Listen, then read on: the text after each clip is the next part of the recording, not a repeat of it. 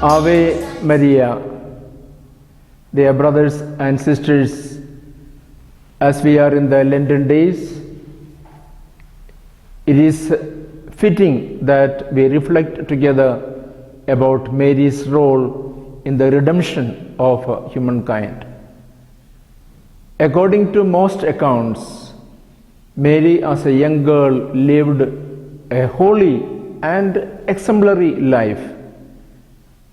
When the angel Gabriel, sent from God, came to this simple and yet beautiful girl named Mary and asked her consent to be the mother of God's only Son, she said, "Yes, I am the handmaid of the Lord. Let what you have said be done to me." Her yes, her fiat to become the mother of God's only Son changed the course of human history. Her yes brought God from heaven to the earth. The moment of a new creation arrived. Generations who sat in darkness for ages saw a great light. Salvation came to the human race through Jesus of Nazareth. Once a Protestant clergyman was visiting an orphanage, and the children were each reciting their prayers for him to hear. Now, one little boy who had previously been to a Catholic school, after finishing the Our Father, began the Hail Mary. No, said the clergyman. We do not want to hear about her. Go on to the creed. The little boy did so. He began reciting the creed.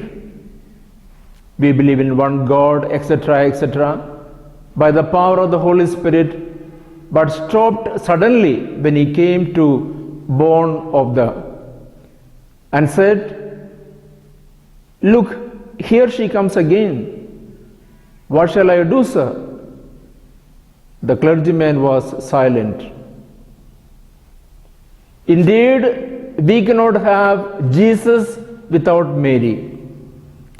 Indeed, we could not have had Jesus except for the valiant, courageous faith of Mary. Her faith was courageous because this young girl of Nazareth did not hesitate to believe in what was proposed to her. Her faith exercised a tremendous influence on the conception of the child.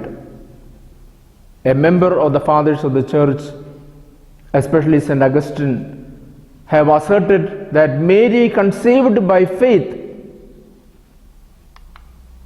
This was her blessedness proclaimed by Elizabeth when Mary went to visit her. Blessed is she who trusted that the Lord's words to her would be fulfilled. However, it was not easy for Mary to be the mother of God. Dear brothers and sisters, we might be tempted to say, what had she to care? After all, she was the mother of God, and there was nothing impossible for her. She could have got done whatever she wanted. She could have had an easy life. But with the Annunciation, she was just beginning a pilgrimage of faith in her life. Annunciation was only the first few miles of that long and difficult pilgrimage. Mary had to cross a series of milestones before she reached the place of pilgrimage where she could offer her homage. The first milestone was this. Even with child in her womb, she had to live and give birth to Jesus in a cattle shed as the poorest of all pilgrims.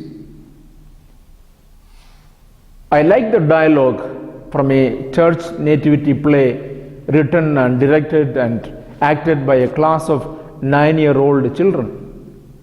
It opens with the scene at the inn. Joseph is asking the innkeeper for a room overlooking Bethlehem.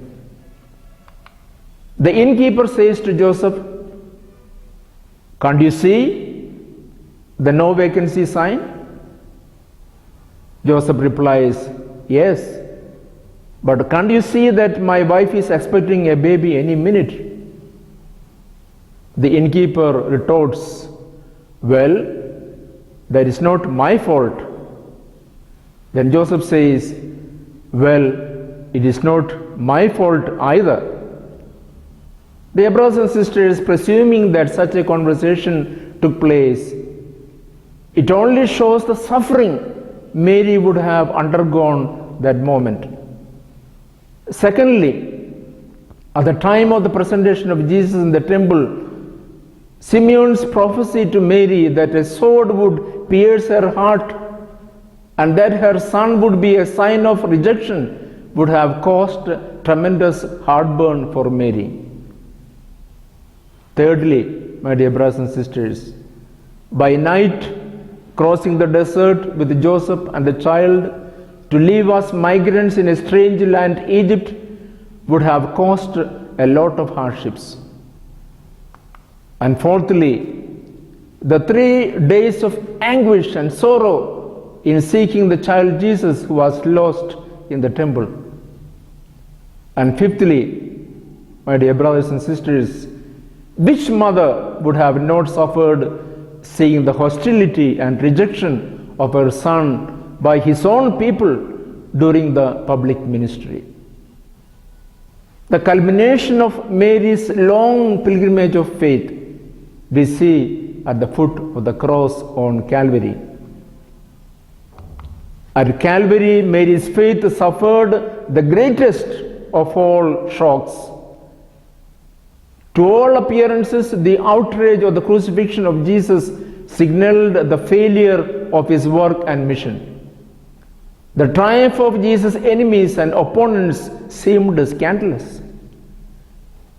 It seemed to support the position of those who refused to believe in Jesus. Some of them would have said, "See, we told you he was a criminal. See how he is crucified." By now the disciples, of course, all ran away. But what was most disappointing and piercing in this trial was the silence of God. More than a mother suffers at childbirth, Mary suffers on hearing the words of anguish from Jesus, my God, why hast thou forsaken me?" Surely his presence at Calvary was a presence of faith. If at the Annunciation Mary said yes to receive the Son of God in her womb for the salvation of the world, at the crucifixion, at the foot of the cross, she says yes to offer her son up for the salvation of the world. If at the Annunciation she became the mother of Jesus, at the crucifixion she became the mother of all, the mother of each one of us. At the foot of the cross, Jesus said to John, "Behold your mother." John chapter 19, verse 27. So, from the moment of Annunciation to the foot of the cross, it was a pilgrimage of faith for Mary. Because very often she didn't understand what was happening to her and her son. She was in fact living out what she said to the angel at the Annunciation. "I am the handmaid of the Lord, let what you have said be done to me." Luke chapter 1, verse 38. She had the courage to be sincere with God, because not only she said yes, but tried to live that yes. Dear brothers and sisters, there has been some tradition beginning from the Middle Ages of calling Mary the co-redemptrix. But in recent times, Pope Benedict XVI and Pope Francis have discouraged such a title for Mary because according to them, Mary didn't want anything for herself.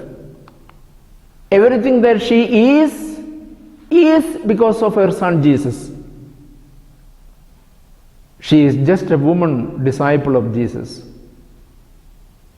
Also, such title for Mary could cause some doctrinal confusion in the faithful and give the impression of taking something away from the supreme sacrifice of Jesus for the redemption of humankind.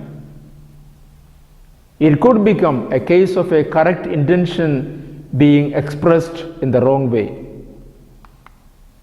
Saint Bernard, a great devotee of the Blessed Mother, has said that no praise is enough to talk about Mary, but in the end, nothing is as representative of her humble discipleship than being faithful to her Master, who is her Son, the only Redeemer. So, dear brothers and sisters, the world has only one Redeemer, Jesus Christ the Lord.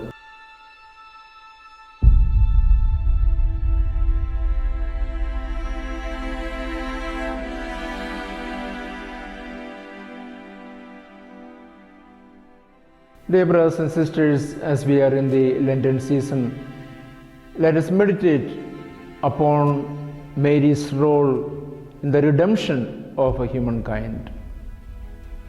I would like to wish all of you a continued grace-filled Lenten season. God bless all of you.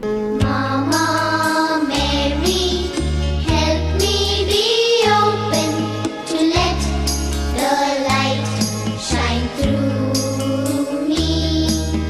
Mama Mary, teach me obedience, make me transparent like you.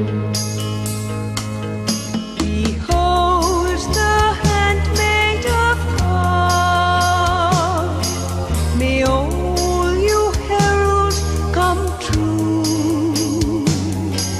In Him alone I am satisfied, forever blessing His name.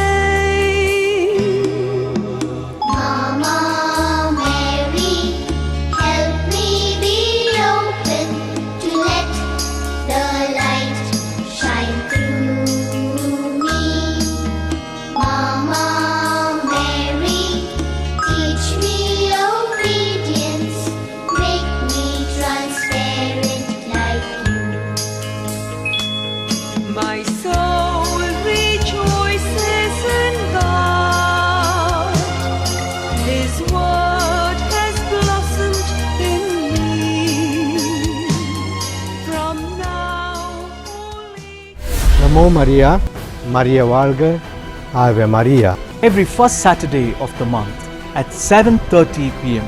in Kannada, Tamil and English. To view this inspiring program, log on to Archdiocesan YouTube channel.